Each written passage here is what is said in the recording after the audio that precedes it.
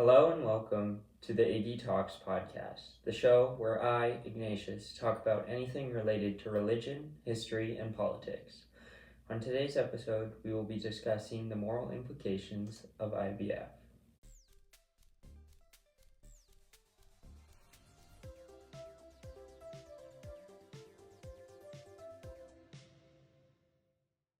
Welcome back. IVF, or in vitro fertilization, is a practice that is immoral. Over the course of this episode, I will go through the practice of how IVF is performed and how each of the steps are immoral.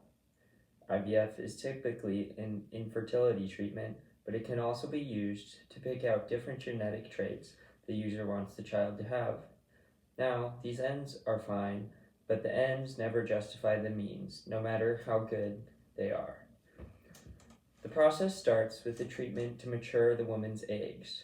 First, the ovaries will be stimulated, most of the time with shots that contain a follicle stimulating hormone, a luteinizing hormone, or both.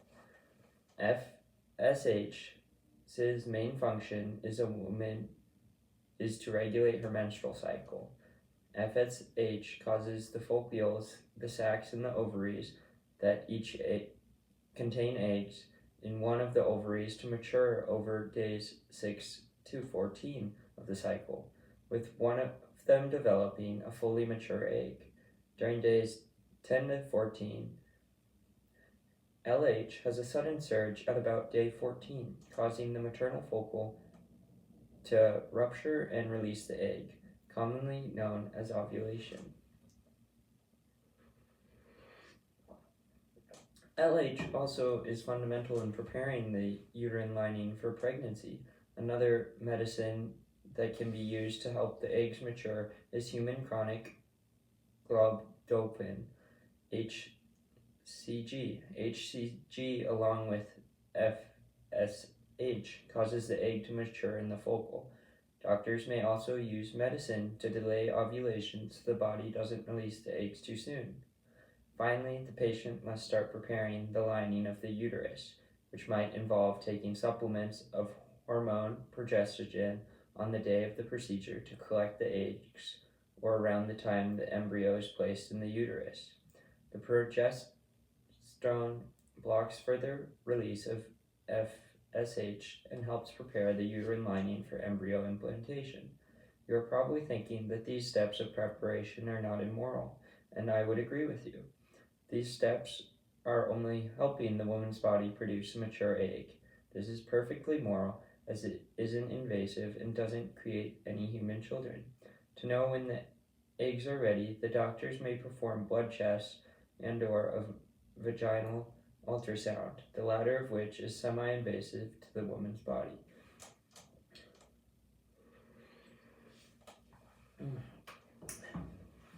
The next step in IVF is the egg retrieval. This is where things become unnatural and morally dubious. This procedure is done 34 to 36 hours after the final shot of fertility medicine and before ovulation. The patient will be given medicine to help them relax and alleviate any pain. An ultrasound device is then used to find the follicles. The ultrasound device is placed in the vagina, and a thin needle is inserted into the guide, which brings it to the follicles to collect the eggs, as seen in this image. The ultrasound is at the bottom of the image, and the needle is plunging up towards the follicles. This process is called transvaginal ultrasound aspiration. If this doesn't work, they may also try an ultrasound of the stomach area that may be used to guide the needle through the stomach and into the ovaries. The eggs are then removed from the follicles through the needle. This process takes about 20 minutes and multiple eggs can be removed. Some side effects include cramping, feeling fullness or pressure. The mature eggs are placed in the liquid to help them develop. This ultrasound may be seen as invasive, but the more invasive part is taking of the eggs. Human eggs aren't meant to be outside the woman's body, so this step is the first place that IVF is unnatural.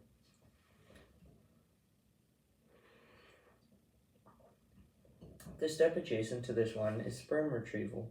The sperm is to be collected at a clinic or doctor's office the morning of egg retrieval or ahead of time and frozen.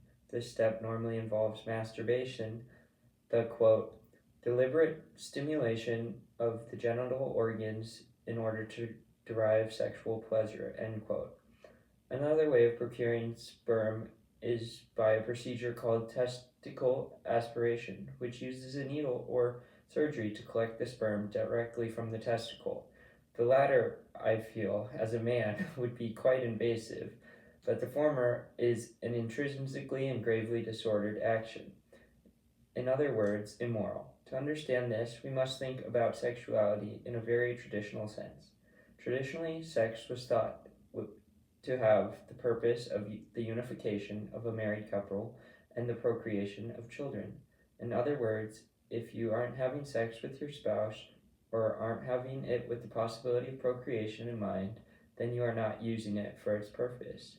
This means that something such as contraception is disordered or goes against the order of sex because it prevents the conception of a child. Likewise, masturbation is disordered, morally wrong, because it lacks the unification and procreation aspects of sexuality. The next step is fertilization. This is carried out in one of two ways: conventional insemination or intracytoplasmic sperm injection, ICSI. Conventional insemination is as you might expect, the mixing of the sperm and eggs in a dish and kept in an incubator. This, on the other hand, as shown in the picture, is ICSI, which involves injecting the sperm directly into the egg. The word intracytoplasmic comes from the fact that the sperm is placed inside the egg's cytoplasm.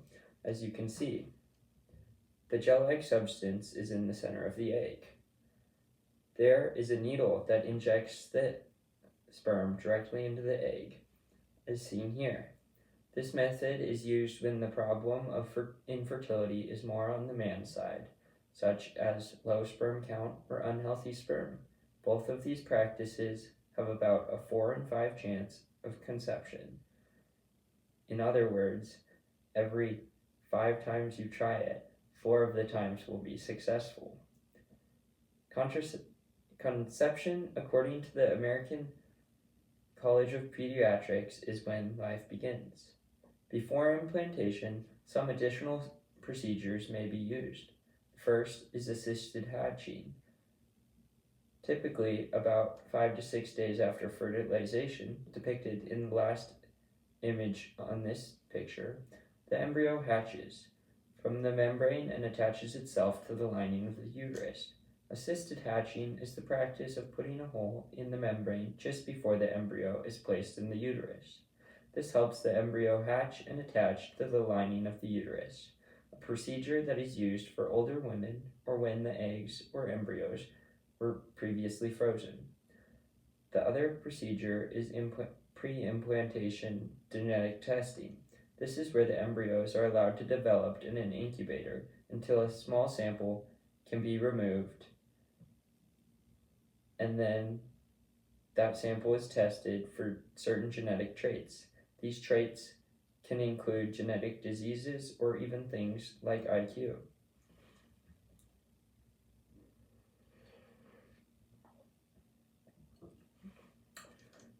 Finally, 2 to 6 days after the eggs are collected, the embryo is implanted into the uterus. During this process, the patient may be given a mild sedative to help them relax, and then a catheter, a long, thin, flexible tube, is placed in the vagina through the cervix and into the uterus, as shown here in this image. A syringe that contains the embryo and a small amount of liquid is attached to the end of the catheter, and the embryo is placed into the uterus. During the next 4 days, the embryo should attach to the lining of the uterus. This procedure might have side effects of mild cramping, mild bloating, constipation, breast tenderness due to high estrogen levels, and the passing of a small amount of clear or bloody fluid due to the swabbing of the cervix. Although the end of IVF is the creation of children, which is always a good thing, many of the sets involve immoral acts, thus making IVF as a whole an immoral practice. This doesn't mean that we should treat the children any differently than natural children, just like we shouldn't treat children conceived from rape differently. The act in which someone was created doesn't determine their self-worth. Since several embryos are typically conceived during the process of IVF, many times those extra babies are indefinitely frozen or are disposed of, killing innocent human life, a gravely immoral act. Although with this, many times more than one embryo is planted into the woman's womb, which oftentimes leads to the killing off of undesired children and expelling them in the same way as a miscarriage. This is often done by injecting potassium chloride into selected babies using a syringe right into their heart. In all of this, children are not given the full human dignity they deserve.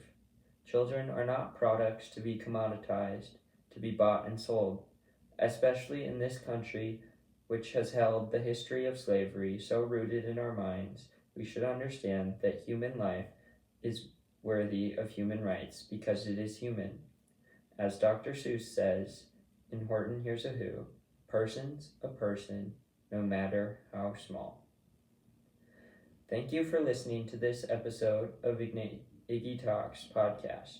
Don't forget to like and follow, and go check out my Instagram page at iggy.talks for new posts every weekday. If you ever have any question about this topic or any other, or would like to suggest a topic for me to cover, DM me on Instagram or email me at iggytalksreligionandpolitics@gmail.com. Have a good day and day useful.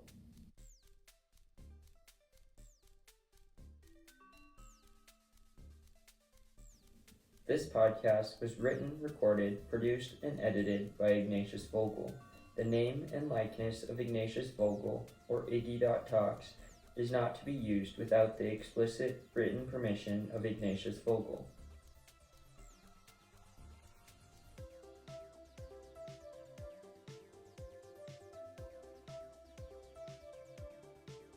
Today's episode included the following sources: Begotten Not Made, A Catholic View of Reproductive Technology, USCCB, In Fertilization, Mayo Clinic, When Human Life Begins, American College of Pediatrics, Focal Stimulating Hormone, What It Is and Function, Cleveland Clinic, Intracytoplasmic Sperm Injection, Purpose Procedure, Cleveland Clinic, Horton Hears a Who by Dr. Seuss, and Catechism of the Catholic Church, 2nd edition.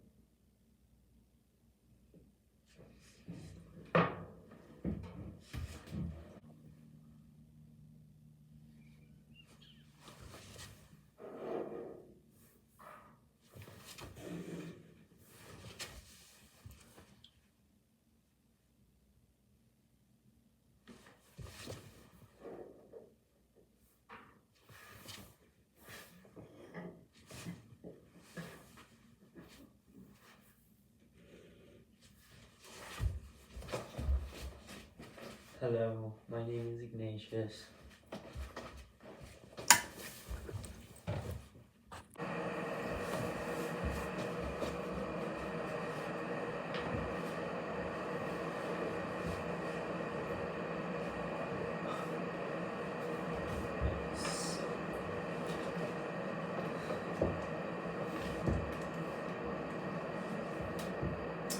Hello and welcome. I'm Ignatius.